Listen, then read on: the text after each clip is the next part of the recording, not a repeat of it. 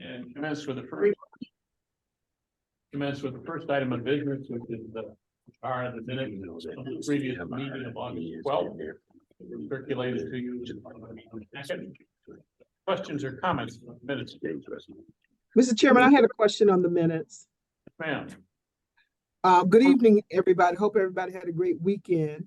The Edison, the section that speaks about the Edison project, that it was above the threshold. Can you discuss that a little bit more with me? I thought I heard something to that effect in the last meeting, but I wasn't clear on it. So it's exceeded its threshold. And so what are we doing about that it is in excess of what was budgeted? Okay. And why is that? Fair. Pepin, address that? Yes, if you recall, President Elliott, the district's facilities department had a firm come in to do this work, but the amount they were authorized to spend was much lower than the price that was given to them. I believe there's a ceiling that can authorize a certain amount with their service contracts, but that exceeded it. So they asked us for help, and the RJSCB decided to be out for that service. This is a part of the FMP, not the CIP? The work was not in the FMP initially, but since there will be work at Edison Tech, the facilities department asked us to include that work, the FMP. If I'm not mistaken, Pepin, the work that we're talking about here is the structure.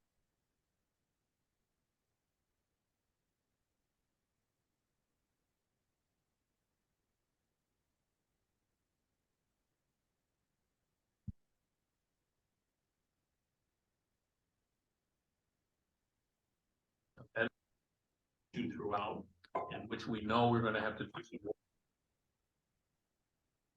The idea was that to start this sooner, so that we could make sure that everything was safe and secure, functioning all right, then schedule the work in an appropriate time. But we would have had to do this anyway, because we would eventually get to the point in the project that we would have to do this kind of study. We would have to make up our mind about what kind of structural work we're going to do. So it's really a matter of time. Not of something. There are other questions, President Elliott? Thank you. No, and you all were going in and out. I'm having some difficulties, but I think I got the gist of it. Thank you. Good. Okay, we're back to the minutes. I'll entertain a motion to approve them. It's been moved. Second. Moved and seconded. Further comments or questions? Hearing or seeing none, all those in favor say aye or raise your hand. Aye. All right, good enough. Gets us to the pay requisition in Jones. Yep. All right. So let's see. This month payments to 100 Carlson Road LLC totaling $1,150.54. Payments to Anshin totaling $8,819.50. Payment to Bond, Shonik and King totaling $7,289.50. Payments to Lawley Construction Solutions totaling $1,250. Payment to Philadelphia Insurance Company totaling $25. And a payment to Savin Engineers totaling $305,406.79. And lastly, a payment to the Daily Record totaling $63.71. Total payments for the month, $324,005.04. Are there any questions? We'll take that as a motion for the approval of the requisition. We have a second. Had a second. Thank you. Questions or comments? Seeing or hearing none, all those in favor say aye or raise your hand. Aye. Aye. Opposed? It's carried. Now we get to an important part of the program and something we've been trying to get to for quite some time. And that's the selection of the architect for Franklin. As you know, Franklin is far and away our biggest project. worth two of the others. And so, we're anxious to get going. So with that, Pepin, do you want to introduce the proposal we have? Yes, we received several proposals we received we received 8 proposals initially. And after working with the facilities department, members of the RJSCB and the city, we shortlisted 4 firms, and all of them actually were qualified to do the work, but the board was looking for best value in terms of not only quality, but also price and the ability to meet the schedule. So interviews were conducted, 2 sets of interviews with the board leadership present, and the interview committee selected Labella, which they felt was providing best value with several sub-consultants under their purview and direction to design the work at the Franklin campus. Among them were Razak Associates, Heather Morris, Worth Consulting, EDR, Ravi, Rodriguez, and ME Engineering. So we are in process of negotiating an agreement with Labella. And once the board approves this, we will certainly issue that agreement to Labella for the services. Well, one of the factors that was important to us in this review was one of the sub-consultants, ME Engineering in this case, has already done a lot of work at Franklin. So I'm going to lose the benefit of that as we go forward. The HVAC work at Franklin is going to be extensive, probably the most difficult part of the whole project. So when we went through the process selection here, there was a focus on the sub-consultants, ME Engineering being one of which were going to do most of that HVAC work. So it was important to us that we have confidence not only in Labella, but in the people that will be working with them, and we do. We also received a recommendation from the ICO. I believe Jeff can comment on his analysis of the document. Yeah, so thank you, Kevin. Yeah, so we worked with Labella and helped them revise the utilization plan. So they are currently at 34% for their potential contract. They're still finalizing some of those scopes, but based on what they've provided us for those subs, they're all certified to do that work. Okay. Questions or comments? Anyone else who participated in the process want to say anything? I would just add, I've done a number of these. I thought it was a good job of making sure that we sort of set those parameters so we weren't, getting too far afield. I thought, it was, in my mind, if it came out of this as one of the 4 shortlisted firms that interviewed, I'd feel I got a fair break on this, even if I was disappointed in the outcome. So I give credit to our team for working that and putting it together. Thank you. These projects, the Franklin particularly because of its size, but all of these projects which are dealing with existing facilities, some of which are quite old, and so getting off to a good start is very important here. Getting the foundation laid properly and getting the investigation done properly, so we don't get halfway into this thing and discover any more surprises than necessary. Because there will be some, you can be sure, but let's try to work our way around making them stopper of some kind. So that's another reason why I'm particularly pleased that we're getting these architects in place. I'll just say too, I appreciate the team, kind of walking me through the process. It's kind of my, first rodeo on the table. A lot of new terminology and things of that nature that you guys were very helpful with explaining about the process, so certainly appreciative of that. Good. Other comments or questions?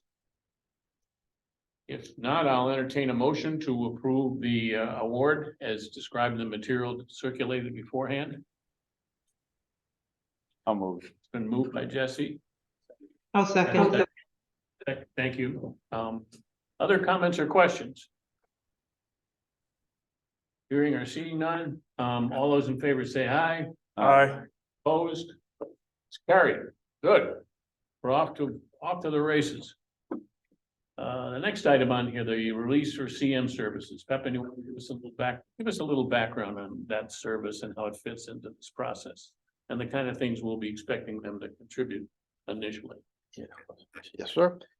So similar to prior phases, the RJSCB is interested in hiring construction managers to assist this entire team, us as program managers and the boards and the architects with physical management of the contractors in the field. So we prepared an RFP for the board to consider retaining experts, managing schedules and budgets and helping us developing the proper front documents to specifications for the contractors to follow. So this team here, especially Locanti, Rolly, Brian, and Rick did an amazing job on this RFP to secure the best firm to manage this those contracts. So again, the CM is expected to be a single point of contact for construction management for the projects that will require oversight in the field. The intent is to make sure that our contracts entered into with those contractors, prime contractors and vendors meet the requirements of the program and working with the architects and then making sure the schedules are adhered to. The CM will also be responsible to work with the site-based administrators in terms of getting interns from the community involved while we train the next level of experts in the construction field. We did that successfully in phases 1 and 2. We don't have the BOP in phase 3. We'll rely heavily on the CMs to work with us in making sure the students are benefiting from this modernization program as well. And the criteria, of course, is to make sure those firms understand our market. They have the experience in pre-K to 12 upstate urban schools. They understand the intent of this program, the legislative requirements, and also not to an extent that they need to understand FCD requirements, but those firms that we will solicit proposals from are very familiar with Commissioner's 5 in terms of safety and well-being of the students, even after the construction is done, especially for those projects that will remain occupied during construction. It's important to make sure people are on site and respect additional program and understand also those campuses are school first for instructions and a construction site second. So with that, we would like the board to allow us to go ahead and release this RFP to retain these services. How many, maybe this is for you, Terry, how many do we expect to get here? What would we consider successful if we got how many responses? Typically, I would expect 4 or 5. Current market may hamper that a little bit. A lot of the big guys are all very busy, but at the same time, they've been looking for this to come out. So I still think we should get, at least 4 responses. Good.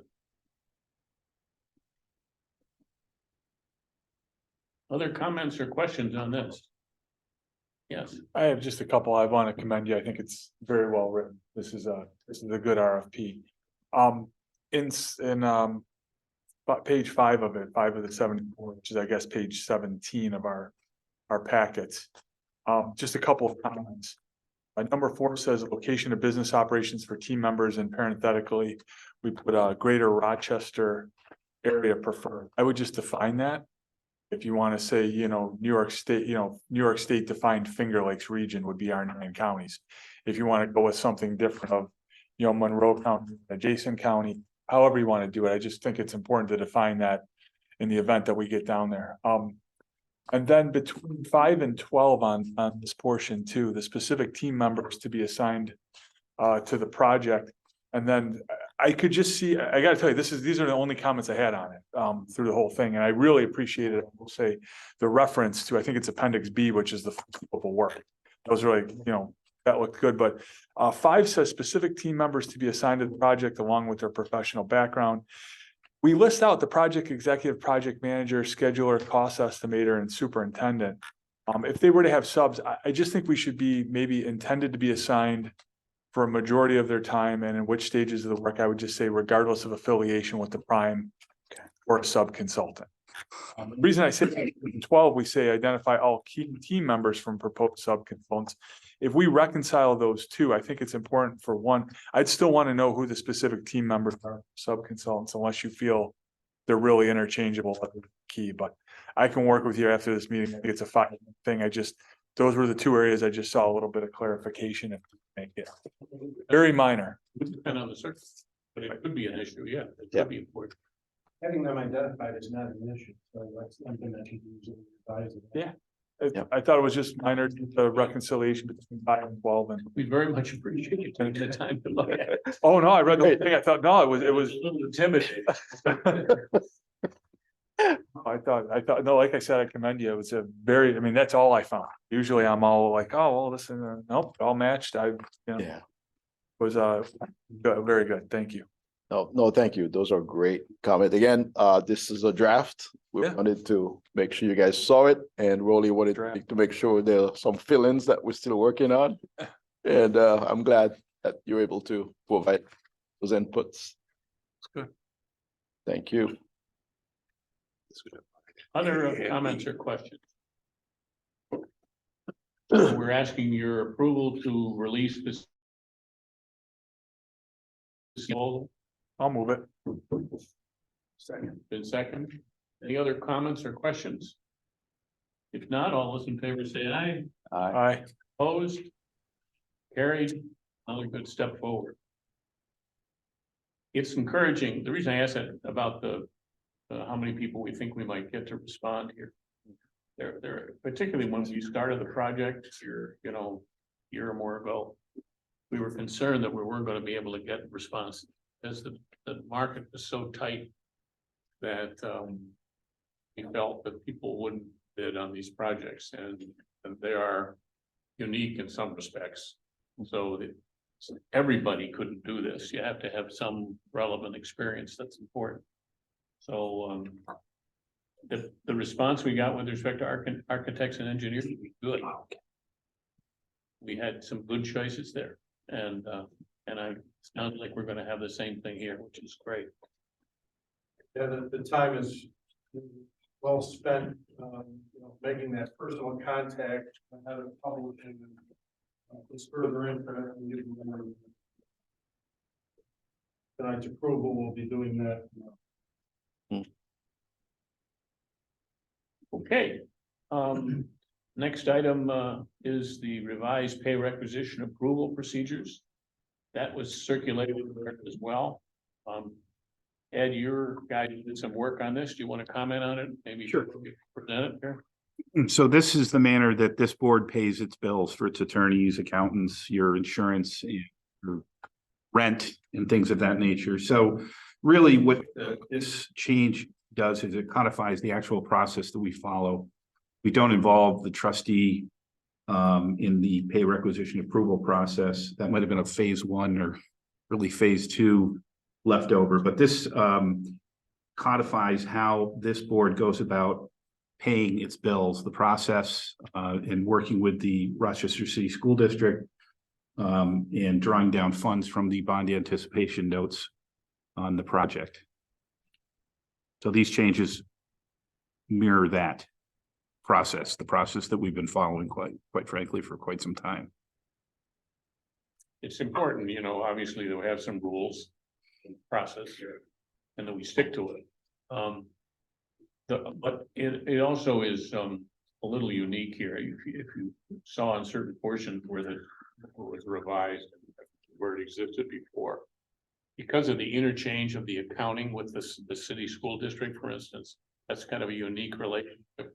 Who has to approve what and where it has to go to make sure that that it's not only appropriate, but we wind up with the kind of record and the accounting records that the school district needs to continue, because they're going to be paying on these bonds for a long time. So there is important that we follow this process. You don't want to have to go back, try to trace these things at some point later. You want to be able to do it now and do it right. The same thing would be true with respect to some of the bond activity with respect to the city. Okay, other questions or comments? I just had one, and it was on the role of the program manager. Ed, we say it's at the very end, the program manager shall review all change orders and contract amendments and compare them to the board approvals each month to confirm accuracy and completeness. Do we need anything in there that says in a format to be mutually agreed upon between the board or something like that? I just don't know how you guys are recording it. And, you know, it might not be bad for us just to take a look at it for revising. So I don't think it has to be much, but just something that You just review it, or? Yeah, we do have our format. We're not really using the AIA families of documents. We have a program specific okay. format that we are using. We're using a project site, which is a sister of. I saw that in the CM, they've got to use that. Exactly. So we have all of that already established. Okay. And Trevon is doing a great job working with Rick on building that system very robustly. Okay. Because before long here, a lot of information start going in there. Well, you know, but the idea is in a format agreed to format, you know, you ought to put that in there. Sure. Yeah, no, Just put it in there. Yeah. you know, behind this is really the security of funds and making sure who has eyes on this, from the RCSD, from the RJSCB. So anything that improves that process is necessary. They're very good. I'm just thinking you know, you never know, something happens and you end up with something where somebody goes, well, you didn't really, you know, I don't think this was sufficient for what I was looking for. You provided to us in project site and the output isn't a PDF or something we can use. Right. It's like, great, well, now I got to buy a software, get a licensing fee just to see that you kept track of hundreds, if not thousands of things that may come through over the course of a project. Correct. So that's all, just to say that we Yep. mutually agree on, and I would go so far as to say what you just said now satisfies all my concerns, Absolutely. whether it's AIA or not. Right. So we'll work with Ed's office on adding that link. Yeah, good point. Thanks, Rich. Yeah, sure. So we're asking for the approval of the process. I'll move it. I'll second. Seconded. Further comments or questions? Hearing or seeing none? All those in favor say aye. Aye. Aye. Opposed? It's carried.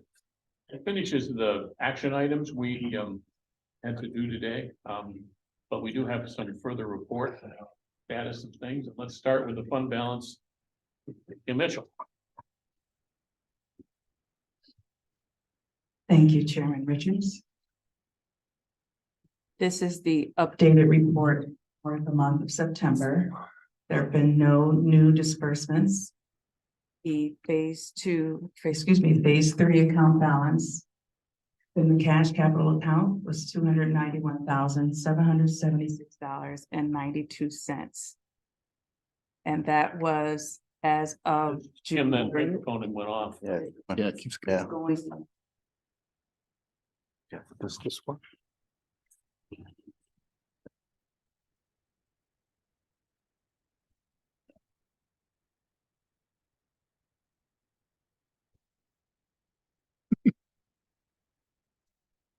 retro, some. I'll speak very loudly because I'm not sure how this microphone is going to hold up. But the current month pay requisition total is $325,005.04, which will leave an account balance of minus $33,228.12. So the district will be submitting a disbursement for that account this month. To date, the program has expended $3,946,757.20. Thank you. So we have the RJSCB budget. If you'll remember this from last month.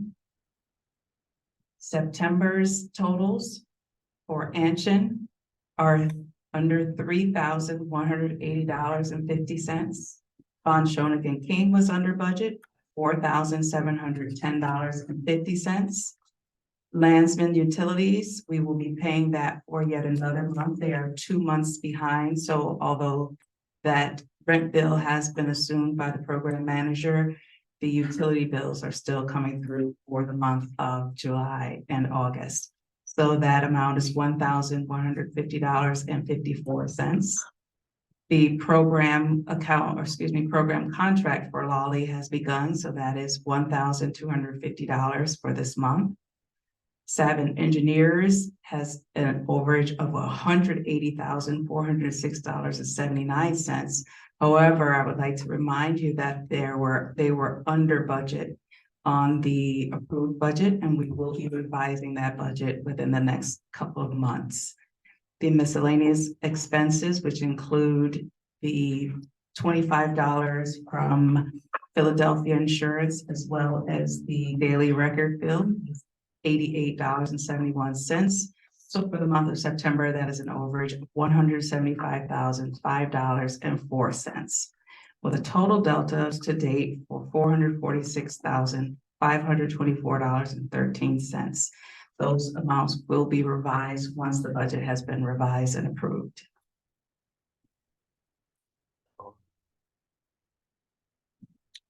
Questions or comments? Yep. Once we get going here and start having bills come in from that are charged to the specific projects. We now have architects working on specific projects. We will have CMs working on specific projects, and eventually contractors and suppliers. So there's sort of like a three-step process, a three-ingredient process here. It starts at the project level, where there's a budget. CM and others are responsible for making sure that we stick to that budget. And the work that's being done, it relates well to the percentage that we think we have complete here, that we know where we stand. Those numbers get rolled up into the numbers for the entire project. We're seeing those numbers. There are estimates of them in the strategic plan that was filed with SCD and others. And then the operational budget, that's the budget that relates to the functioning we're doing here. That'll be the smallest of them, and it has to do with miscellaneous expenses, has to do with project manager, and then those sort of central expenses get rolled into the project itself. And then we'll have one statement for the whole project. You have the initial statement for the project. That was what is in the packet actually, and is also what was in the strategic plan. So once we get going here, we'll be talking at this level. We'll be talking not only about this operational budget that you dealt with today, but we'll be talking about the overall budget, the entire project, the whole $175 million. And what we need to be able to do in that context is to focus towards attention on any elements of that that are not where we need them to be, so that we can pay attention to them as we go along, and not get too far into this with a problem that's, perking along. So, but for now, the operational budget is what you're seeing, but it's the only place where I can spend money.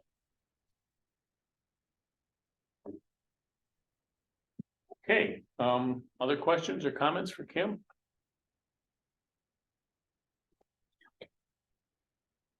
Good. Pepin, the project manager report. Thank you, sir. Uh, we can start with the overall program budget and cost summary on the second page, Kim. This month's roll-up budget report continues to show the initial budget allocation for each of the 6 projects, broken down in 2 major categories: hard construction budget by the 4 major Wicks Law prime contracts on top, and contingency reserves. And at the bottom, you'll have the incidentals, and Chairman Richards just mentioned the summary of those incidentals, which include all soft costs such as design, management, legal, insurance, the RJSCB operating budgets that the chairman and Kim mentioned, and also incidental reserves to take care of unforeseen items. There are no hard costs expended to date, although there's a report that Siobhan worked with Rick very hardly to build up in project site.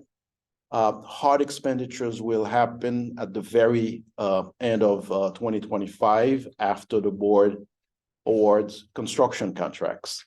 To date, the board has expended just under 1% of the 475 million authorized limit, 0.90% to be exact, or 4,271,763. Based on the final New York State Education Department Planning Office of Planning decision this morning in their email to Vice Chair Scott regarding MLK number 9, the current budget allocations will be redistributed accordingly. This brings us to the status of the financial plan that is waiting for approval from the Office of the State Controller. Last month, we reported that SED granted conditional approval of the strategic plan. The approval did not include School 9 being treated as a gut rehab, also did not include Franklin for adequate aid reimbursement. And this morning's correspondence to the district reconfirms SED's position. The problem the program is facing is that MLK cannot reach the 95% statutory edibility with the current scope unless there's a reduction of about 8 million worth of renovation scope removed from this project. This past Friday night, also we received correspondence from the State Controller to Kim Mitchell, myself, and the finance folks, and the chairman is aware of that. So they want us to revise the financial plan to address SED's comments to them that number 9 in Franklin might not be approved as a gut rehab for phase 3. So we will continue to work with the school district in identifying the work scope that needs to be removed from number 9.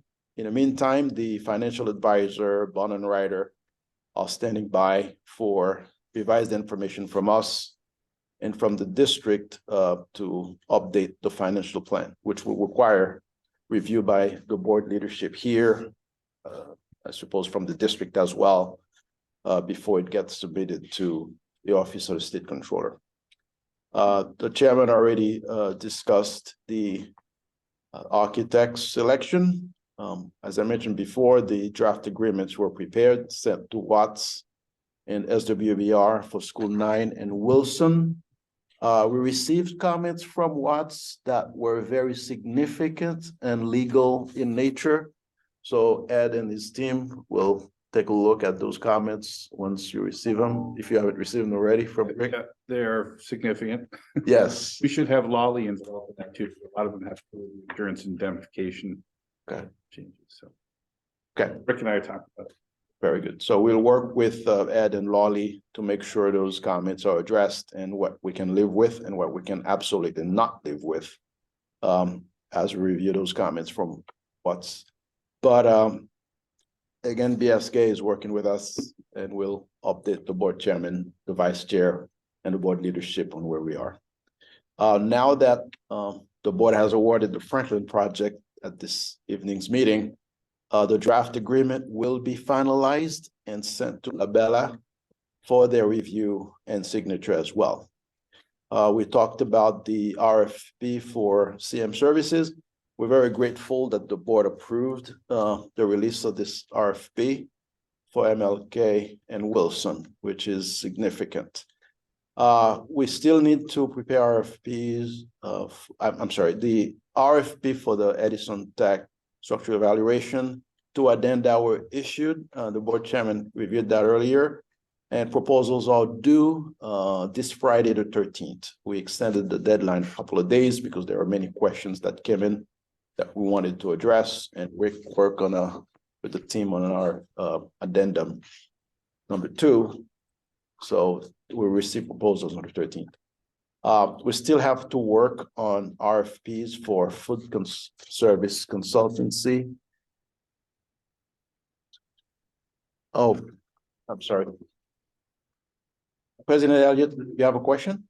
I do. I wanted to ask about Franklin and School 9. What is it that is preventing the state from reimbursing us at the 95% rate? In School 9 and Franklin. The State Education Department's Office of Facilities Planning reviewed the strategic plan documents that were issued. We made a case that those 2 projects need to be treated as gut rehabs, which would be considered new buildings, similar to what we did in the past 12 years or 14 years for phases 1 and 2. But the new leadership at the state does not feel those 2 projects meet the criteria for gut rehabilitation. We discussed this internally, discussed it with the board, with the district, and we, kind of made new cases as much as possible, but the answer still remains. So I'm going to ask Rolly to help me out with the conversations we've had, not only with the district, but other folks to the architects, et cetera, to support our argument that those 2 projects needed to be treated as gut rehabs. Rolly? Thank you, Pepin. Again, this is brand new correspondence from the SED received this morning. They still are making references to original phase 3 plans and submittals and the scope that was contained there. And I think there's still, quite honestly, some confusion in that regard, but they also include their statement with SED will review these projects and possibly adapt should the scope of work of these buildings change. In that definition, I think change also includes be better. They have reaffirmed their position thus far, and it, from our opinion, is inconsistent with the prior phases as Pepin has discussed. But I think the schematic design, when they actually make their formal determination of building 8 units, is when this will be resolved.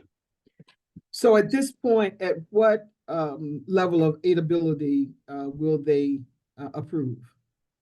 Or has that been discussed? Or has that not been discussed? Yeah, maybe I could take a try at this in English. The idea of having a gut rehab is more is allowed. We meet more criteria and more things can be done. When you don't have a gut rehab, certain things are excluded. Furniture is an example, but there are other more critical examples of things that are excluded. So that means that some of the things that we wanted to put into that project and still stay within the 95% are no longer being accepted by SE. We have some flexibility there because there's a local share that pays for some of those things that aren't allowed. But in this case, it's significant. It's about $8 million between what we would have been able to put in there in a gut rehab and what we can put in there now. That's going to affect that project. That's going to affect what we can do in that project, particularly at School 9.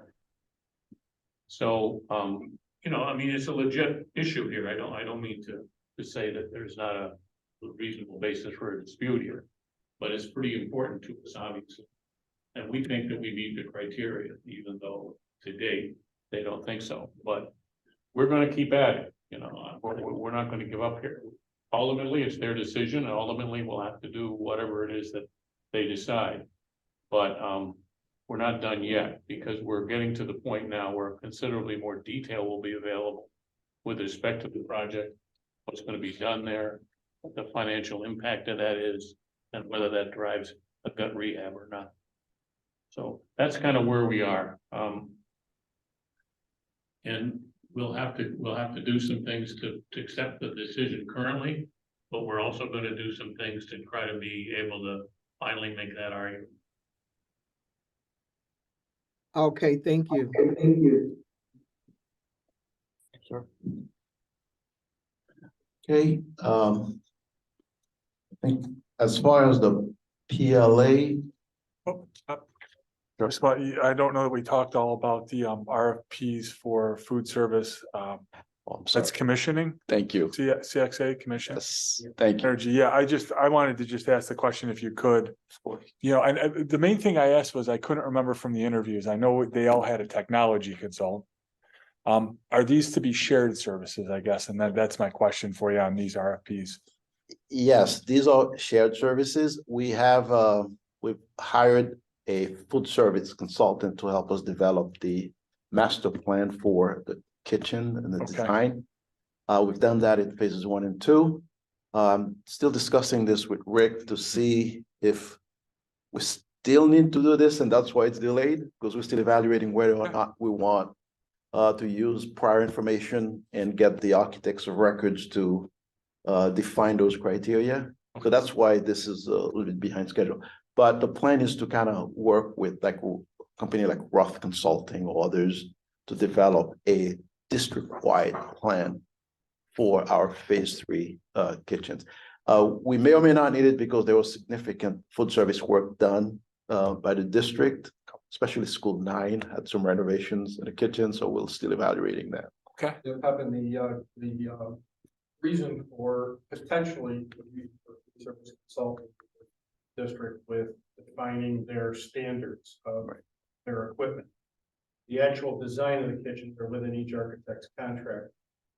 We've actually, Rick has set up a meeting with food service this Friday. So if they've already gotten current standard equipment laid out and identified, we may not need a food service consultant at all. So we're waiting until that meeting to decide whether we need the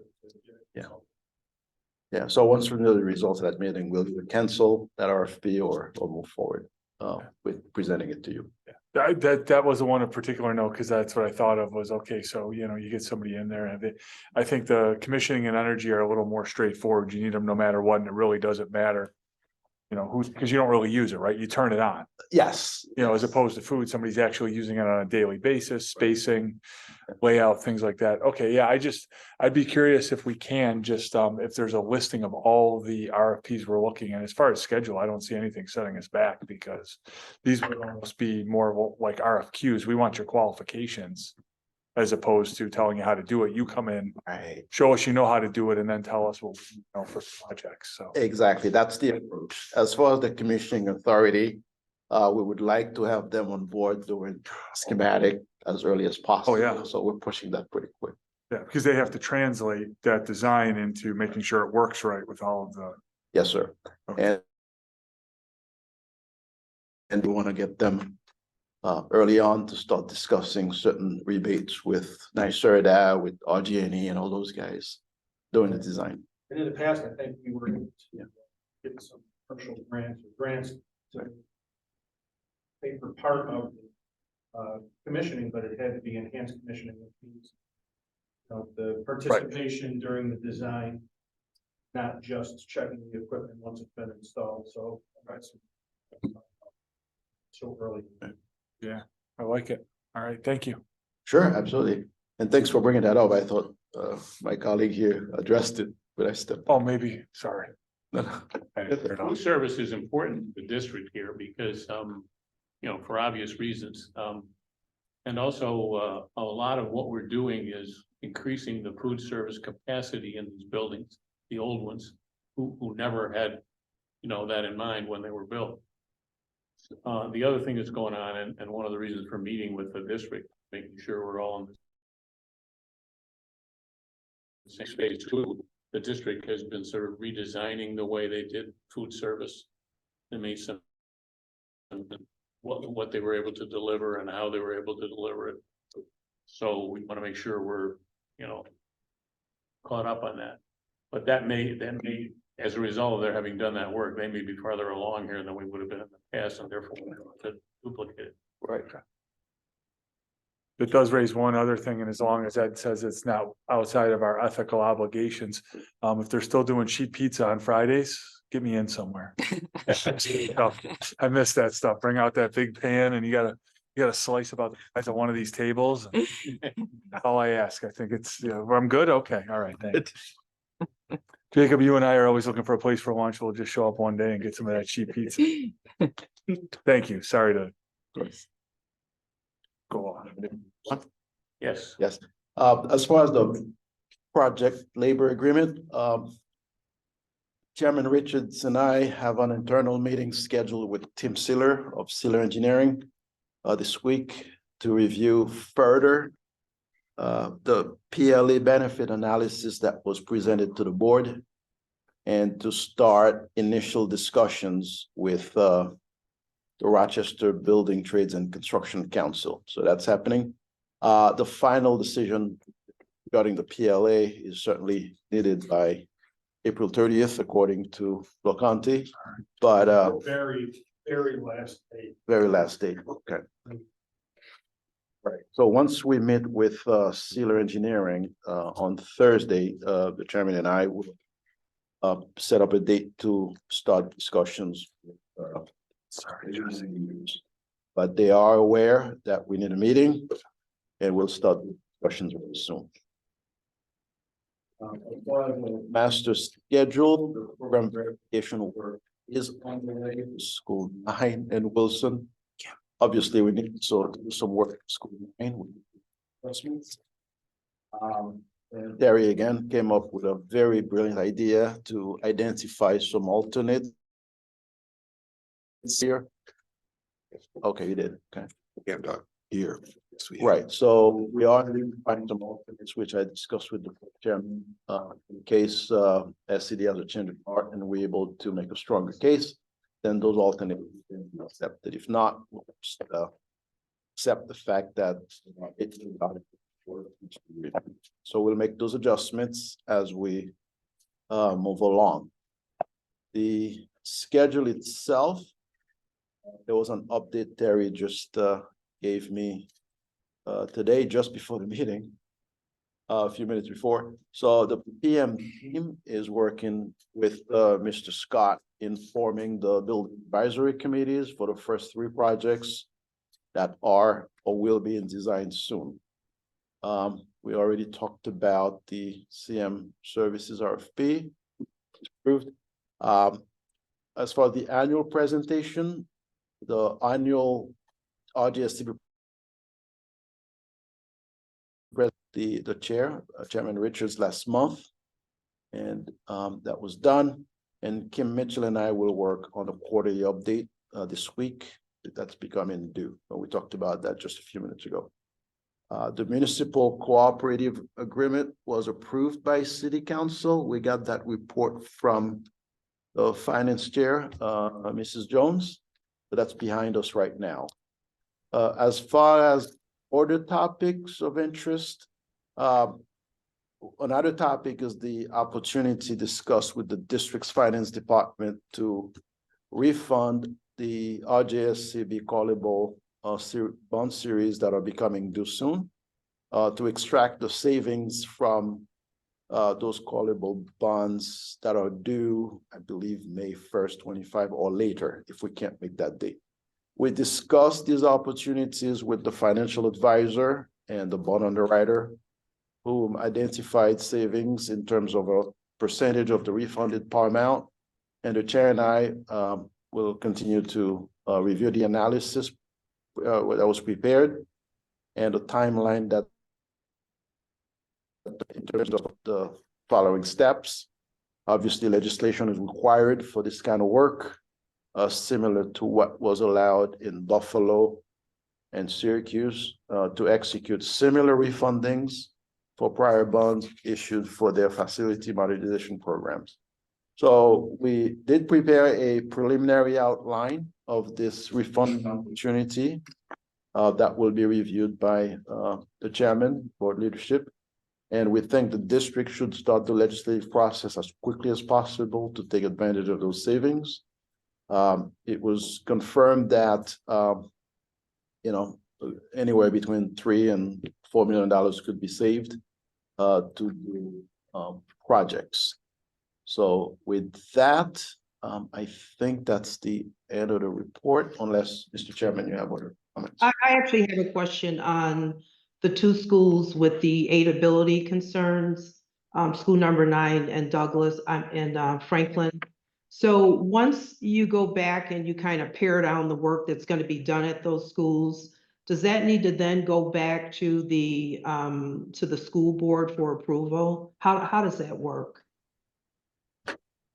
Well, I believe that work would completely be removed from the scope. If I understand the question properly, it would not be part of the. I think I got it. The answer is yes. Because of the amount of work that would have to come out of that project, $8 million, is significant enough that it affects the project itself. You'll visualize what it is that comes out of there. So the school board will need to sign on to that again.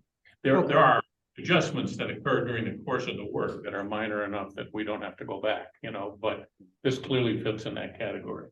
It's going to have a significant impact on school 9 and the work that gets done on school 9, and we all got to be, understand that before we plunge into it.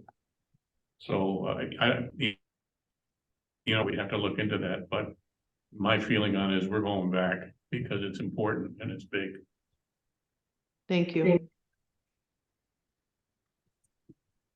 One thing, Pepin, the refunding possibility with the bonds, that while we're providing a certain amount of technical assistance there and trying to help do it, that's really a Board of Education call, not ours. Yes. We're talking about bonds that have already been issued in phase 1 and 2. We no longer have any impact on those bonds. And so we'll provide whatever we can provide to frame the decision, but ultimately that's a school district decision. I would weigh in as well that it's the city, because it's the cities that issues the bonds. So while the finances impact the school district, they need to be coordinated with the city as well. Yeah, we would actually, the final legislation would actually go to city council for approval. Right.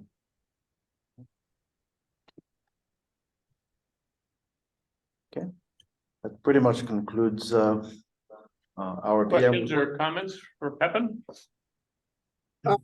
Chairman Riches, I just wanted to, I see that you have on the report about your visit to the Board of Education. Just want to thank you for presenting to the full board. As you know, I'm generally the one who is at these meetings, and so they don't always get an opportunity to hear from the construction board. And so you coming over and presenting help to inform the Board of Education of what's going on with these projects, and just want to thank you for that.